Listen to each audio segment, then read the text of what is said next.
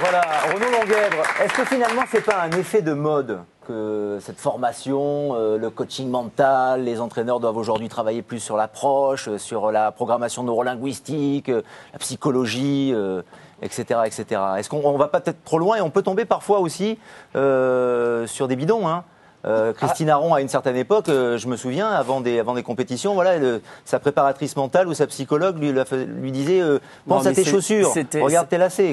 C'était déjà, faut comparer ce qui est comparable. Là, on a vu Gilbert Avanzini, qui est quelqu'un que je porte très haut dans mon estime, avec qui je travaille régulièrement.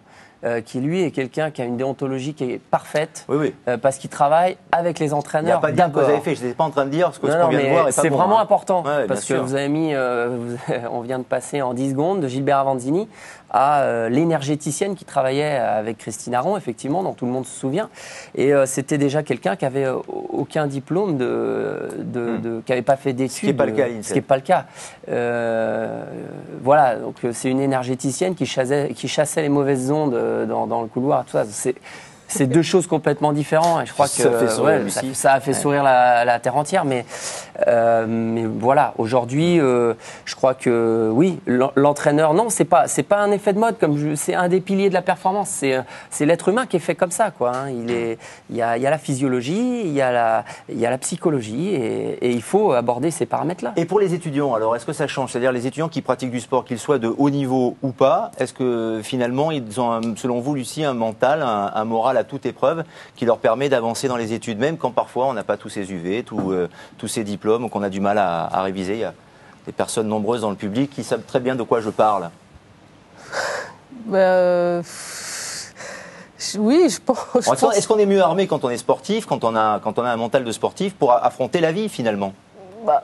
Souvent on demande aux sportifs d'intervenir comme ça dans les entreprises, ou d'intervenir dans le monde un peu du travail, en disant que l'expérience du sportif de haut niveau et son mental, ça peut aider les autres, comme si nous, on avait quelque chose en plus. Donc, on a quelque chose en plus parce qu'on fait une activité physique 2 fois par jour, et on arrive sur des championnats, on a la pression et qu'on arrive à faire des belles choses. Mais après, des gens qui font 10 ans d'études, ils ont un sacré mental aussi, quoi. Donc, ou même des gens qui...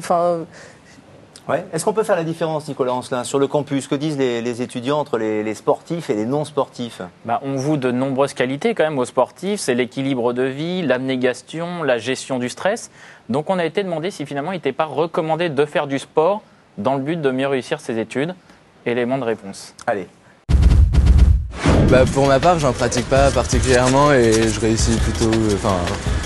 ça va, je me débrouille. Les profs, ils nous disent tout le temps, continuer les sports, ils savent que c'est ce qu'il faut, quoi. Donc, c'est très important. Ça peut aider aux questions, gérer son stress, etc. Mais moi, je sais pas s'ils réussissent mieux. Non, parce que on a moins de temps. Et en groupe, quand même, être solidaire et tout. Ouais, mais non, parce qu'on a moins de temps, franchement. Moins de temps pour moi, je fais du sport tous les soirs, et voilà, c'est mes devoirs, voilà. Je pratique un sport, donc c'est quelque chose qui me permet d'avoir une certaine rigueur dans ma vie. En plus, c'est toujours important pour regarder la santé, tout ça, parce que quand on est étudiant, c'est sûr qu'on ne mange pas forcément équilibré, on mange pas certainement aux bonnes heures, parce qu'on travaille tard, enfin on se lève tôt, donc on est un peu perturbé par rapport à ça. Moi j'en pratique, mais ça ne veut pas forcément dire que je vais réussir les partiels, que voilà quoi, ça veut rien dire.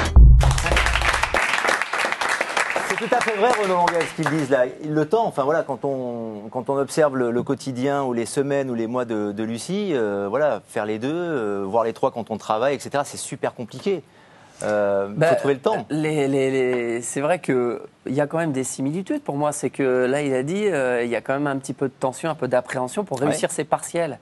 Donc, c'est une forme de compétition quelque part. Oui, mais est-ce qu'on n'est pas mieux armé quand on est monté sur le tatami et qu'on a tiré 3 ou 4 judokas cubaines et espagnoles, et qu'après, quand on passe un examen, on est prêt à gérer son stress et on est plus lucide, on a plus de sang-froid. C'est sûr que pour toi, Lucie, tes examens futurs. Le parallèle entre... Voilà, c'est que le sport, ça aide en fait à avoir un objectif et à se préparer à être le meilleur possible le jour d'un objectif. Donc c'est vrai que dans les études c'est un peu pareil. Donc par contre c'est vrai que pour moi ce qui est central c'est l'organisation de la vie et l'équilibre, et c'est la gestion du temps.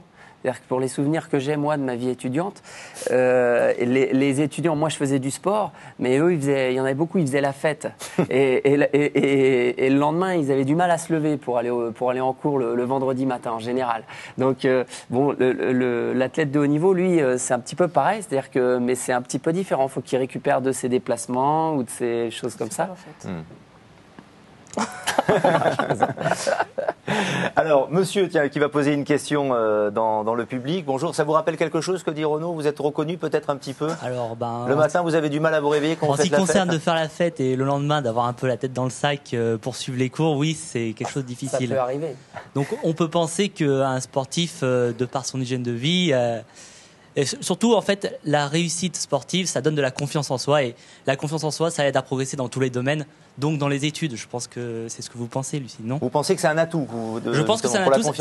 C'est la construction de la personnalité. Quelles sont les études que vous pratiquez, monsieur? Alors, je suis en école d'ingénieur, en 4e année. D'accord. Et vous avez confiance en vous? Tout à fait. Bon, c'est très bien. Est-ce que vous faites du sport? Oui, mais pas aussi haut niveau. Non, mais attendez, chacun juste a son niveau. entretien. Vous le pratiquez, sport d'entretien. Voilà, vous voyez, l'image des sportifs, Lucie, c'est ils ont confiance en eux.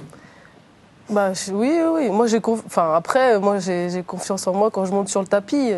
Après, parce que je suis entraînée. Devant la feuille blanche, c'est autre chose? Ouais, c'est un autre stress, c'est pas le même.